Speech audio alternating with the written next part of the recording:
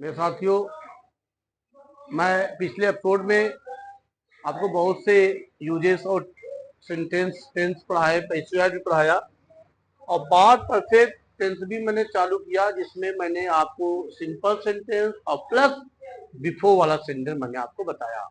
और आज मैं आपको बताऊंगा मेरे साथियों आफ्टर का सेंटेंस। किसका बताऊंगा?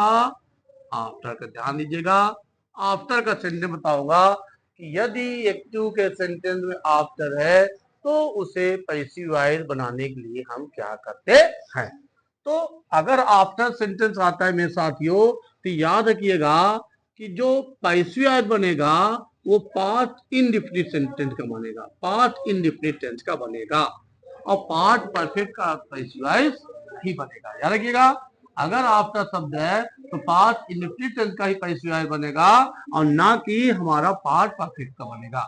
जैसे मैं आपके सामने बता रहा हूं, आप ध्यान से देखेंगे तो आपको समझ में जरूर आएगा। जैसे हम बातें करेंगे पैसिव वॉइस का, तो इसमें क्या होगा, एक्टिव का फार्मूला होगा मेरे साथियों। एक्टिव का इसमें होगा सब्जेक्ट होगा प्लस वर्ब की सेकेंड फॉर्म होगा, फिर क्या होगा, ऑब्जेक्ट होगा। किस वाले में? यदि बिफोर ना होके आफ्टर आएगा तब। फिर क्या होगा, यहाँ पे आफ्टर आ जाएगा, फिर पास्ट इंडेफिनिट पास्ट परफेक्ट का सब्जेक्ट आ जाएगा, फिर हेल्पिंग वर्ब हैड आ जाएगा, फिर वर्ब की थर्ड फॉर्म आ जाएगा, फिर ऑब्जेक्ट आ जाएगा।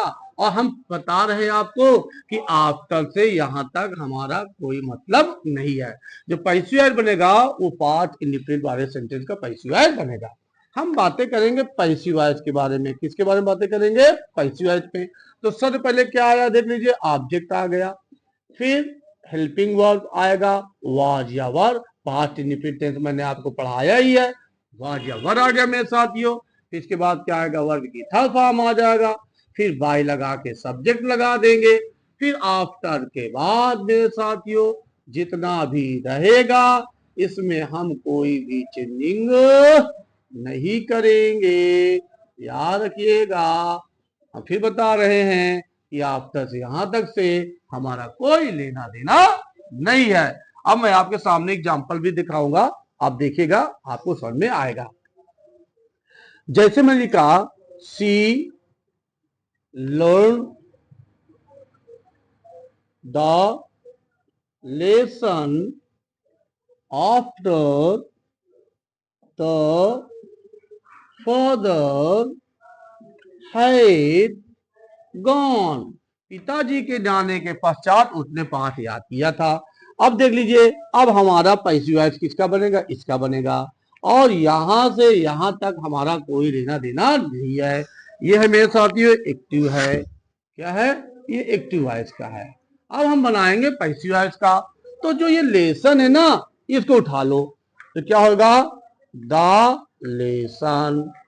फिर सहाय किया वॉज, ये वर्ब की थर्ड फॉर्म लर्नड, फिर बाई, सी का क्या हो गया, हर। फिर के बाद आफ्टर के बाद, आफ्टर के बाद यहां तक जितने भी हैं इसमें हम कोई चेंजिंग नहीं करेंगे। After the father had gone, देखिए ये क्या हो गया, पैसिव वॉइस। देख लीजिए कितना आसान है।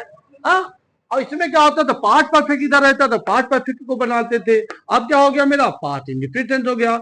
जो भी पास्ट इंडिफिनिट का रूल फॉलो है, अगर नेगेटिव है, डिड नॉट है, तो पैसिव वॉइस में बाद वर्ड के बाद नॉट लग जाएगा। अगर इंटरोगेटिव डिड पहले है तो सहायक निकल के सबसे पहले आ जाएगा। फिर भी मैं आपके सामने एक एक एग्जांपल सबका दिखा देता हूं। ये तो था अफर्मेटिव का साथियों, किसका था, अफर्मेटिव का। अफर्मेटिव का था, याद रखिएगा कोई चेंजिंग मत करिएगा, बस पास्ट इंडेफिनिट समझ लो, आ रहा है आपको तो ये भी आराम से आ गया। जैसे दूसरा एग्जांपल दे दिया मैंने, दे दिया we did not take the tea, negative हो गया डिड नॉट।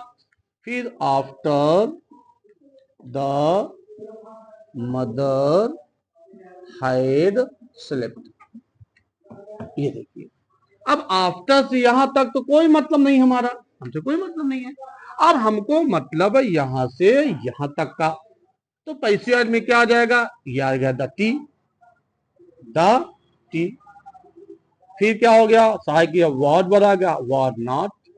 थर्ड फॉर्म जैसे तुमको आपको बताया ही गया है, थर्ड फॉर्म कैसे लगेगा, टेकन। फिर कौन है, बाई अस।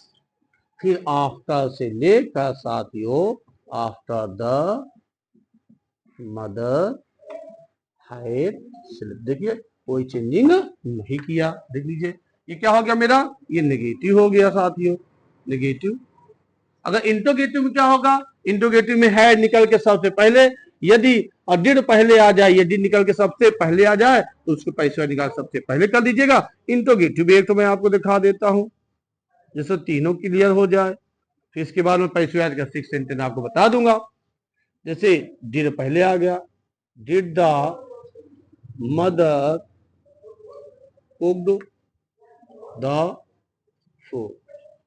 फिर after the father had come, पिताजी, क्या पिताजी के आने से पहले माताजी ने खाना बना लिया था।